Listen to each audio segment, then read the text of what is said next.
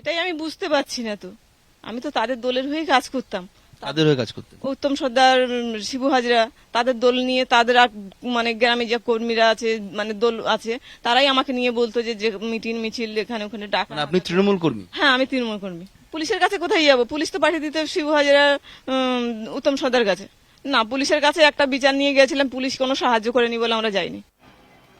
শুনলেন তো, তৃণমূলে থেকে নাকি তার বিরুদ্ধেই শিবু হাজরারা খুনের অভিযোগ করেছিলেন।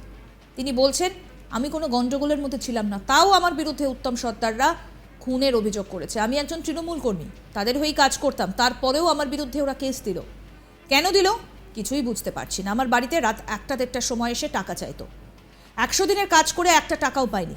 আমার সব টাকা ওরা তুলে নিয়েছিল। পুলিশের কাছে গিয়েছিলাম, পুলিশ কোনো সাহায্য করেনি, তাই আর যাইনি। সন্দেশখালীর এক তৃণমূল কর্মী নিজের ঘরের নিজের দলের কর্মীদের বিরুদ্ধে নাম করে আজ তাক বাংলার মুখোমুখি হয়ে বিস্ফোরক মন্তব্য করলেন। কি বলছেন অভিযোগকারী? আমাদের প্রতিনিধি রাজেশ সাহা কথা বলেছেন তার সঙ্গে, আসুন শুনি। আপনার বিরুদ্ধে অ্যাটেম্প টু মার্ডার কেস রয়েছে। হ্যাঁ, কাকে খুন করার চেষ্টা করেছেন? আমি নাকি শিবু হাজরাকে আর মানে উত্তম সর্দারকে খুন করতে গেছিলাম, যার জন্য আমাকে দিয়েছে অ্যাটেম্প টু মার্ডারের কেস। শুনছি যে মানে ওয়ারেন্ট বেরিয়ে গেছে, রাত্রে থাকতে পারি না বাড়িতে, এখানে ওখানে থাকি। এই কেসটা হলো কি করে? সেটাই আমি বুঝতে পারছি না স্যার, কি করে যে হলো আমি সেটাই জানি না। কবে হয়েছিল কেসটা?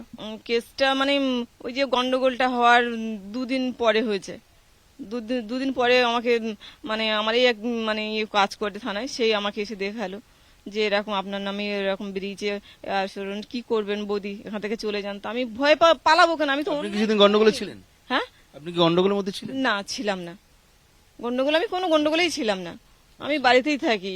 এমনি আমার শরীর প্রচন্ড খারাপ, বেশি কথা বললে দমের কষ্ট হয়, এরকম সমস্যা। মানে হার্ট এত দুর্বল আমার, আমি ফাঁকায় লোকের মাঝে গেলে আমি থাকতে পারি না, অস্থির অস্থির মতন লাগে। উত্তম সর্দার বা তার অনুগামীরা আপনার বিরুদ্ধে অভিযোগ কেন করলো, খুনের চেষ্টার অভিযোগ? সেটাই আমি বুঝতে পারছি না তো। আমি তো তাদের দলের হয়ে কাজ করতাম।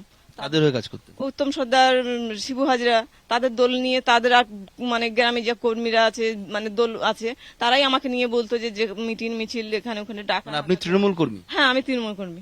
কি করতেন উত্তম সর্দারদের হয়ে?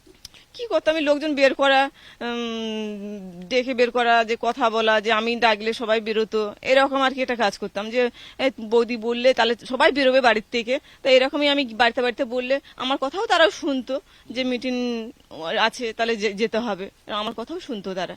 মানে আপনি উত্তম সর্দারদের হয়ে এই স্থানীয় স্তরে দলের কাজ করতেন? হ্যাঁ তারপরও আপনার বিরুদ্ধে কেস? হ্যাঁ, সেটাই তো বুঝতে পারছি না যে কেন আমার নামে কেস দিল, কি কারণে, সেটাই আমি বুঝতে পারছি না। আপনারা কি উত্তম সর্দারদের বিরুদ্ধে প্রতিবাদ করেছিলেন? প্রতিবাদ করা মানে অন্যায়টা তো অন্যায়। কোনটাকে অন্যায় বলছেন? এই যে বাড়িতে এসে হুমকি দেওয়া, এই জব কার্ডের টাকা নিয়ে যাওয়া, এইসব কথাগুলো ইত্যাদি আমি বলেছিলাম, যার জন্য আমার নামে হয়তো এটা দিয়েছে, যে বাড়িতে একটা ডেটটা পরে এসে টাকা চাওয়া। কার বাড়িতে রাত একটা সময় এসেছিল? আমার বাড়িতে এসেছিল। আপনার বাড়িতে? হ্যাঁ, আমার। কারা এসেছিল? ওই উত্তম সর্দার এসেছিল, ভূপালের ছেলে ভূপাল, গৌরাঙ্গ, এরা সব এসে আমাকে নিয়ে গেছে, আমার বাড়ি থেকে টাকা তুলে নিয়ে গেছে। বাড়িতে মেশিন নিয়ে এসে। কিসের টাকা? জব কার্ডের টাকা। আমিও 99 দিন কাজ করে আছি, আমার টাকা উঠে টাকা মানে আমাকে দেয়নি টাকা। হ্যাঁ হ্যাঁ, 100 দিনের প্রকল্প, তা আমাকে টাকা দেয়নি, অথচ ওরা টাকা মানছে, টাকাটা নাকি ওদেরকে তুলে দিতে হবে। আমি যে টাকা পাবো কাজ করেছি 100 দিনের, সে টাকাটা আমি পাবো না, ওই টাকাটা তুলে আবার দিতে হবে ওদেরকে।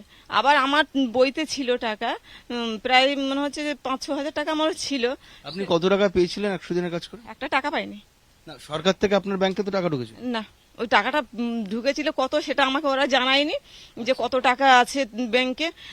আমি তো এইটুকু জানতাম যে আমার বইয়ে টাকা আছে, আমি টাকা তুলি না, বই থাকে, এই যে ভান্ডার ফান্ডার যেসব টাকাগুলো, আমি টাকা তুলি না, থাকে বইয়ে।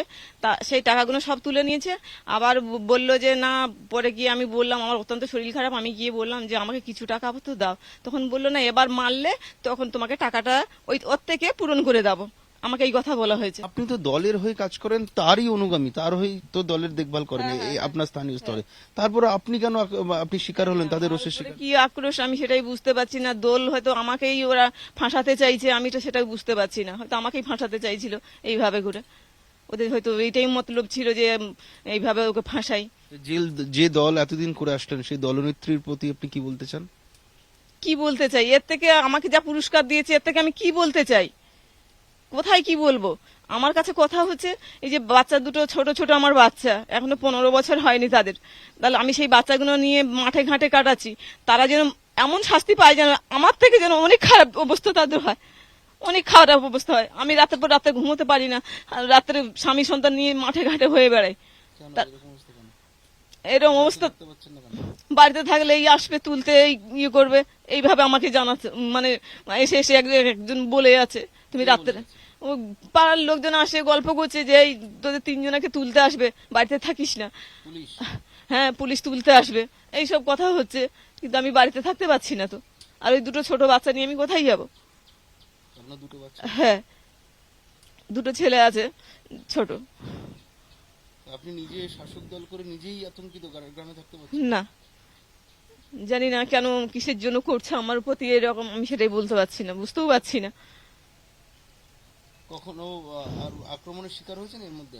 কখনো আমি তো থাকি না বাড়িতে, হয়তো এটাও জেনে গেছে ও থাকে না বাড়িতে, ওই জন্য আমার ঘরে কোনো আক্রমণ করছে না। হয়তো জানলে যে আমি বাড়িতে আছি হয়তো আক্রমণ করতো, আমি জেনে গেছে হয়তো ও থাকেই না বাড়িতে, সন্ধ্যা হলে চলে যায় কোথাও, ওই জন্য আমার বাড়িতে কেউ আসে না। পুলিশের থেকে কোনো সহযোগিতা পাচ্ছেন? না, পুলিশের থেকে আমি কোনো সহযোগিতা পাইনি। আর মানে পুলিশকে কি বলবো, পুলিশরাই তো করছে নাকি শুনছি এইসব কাজ, আমি তো বাড়িতে থাকি না, পুলিশরাই নাকি এইসব করছে, পুলিশের ভেষায় আসছে সব, পুলিশরাই নাকি ঘরে বসে পাহারা দিচ্ছে, তারাই নাকি এরকম করছে। তো কার উপরে আমি ভরসা করব, আর কার ভরসায় আমি বাড়িতে বসে থাকবো এই দুটো বাচ্চা নিয়ে? আমার স্বামী তো এখানে থাকে না, বাইরে থাকে। আমরা এতদিন ধরে আপনাদের সন্দেশখালী গ্রামে রয়েছি, খবর করছি, সকলে দেখছি গ্রামবাসীরা মুখ ঢেকে তারা আমাদের ক্যামেরার সামনে আসছে না, তারা আতঙ্কিত। আপনি দেখছি এখনো মুখ খুলে কথা বলছেন, ক্যামেরার সামনে মুখ দেখাচ্ছেন, আপনারা ভয় করছেন? আছি বলে আমি মুখ খুলে কথা বলছি, আমি এখনো সত্যর পথেই আছি, আমি কোনো মিথ্যে আচার করছি না।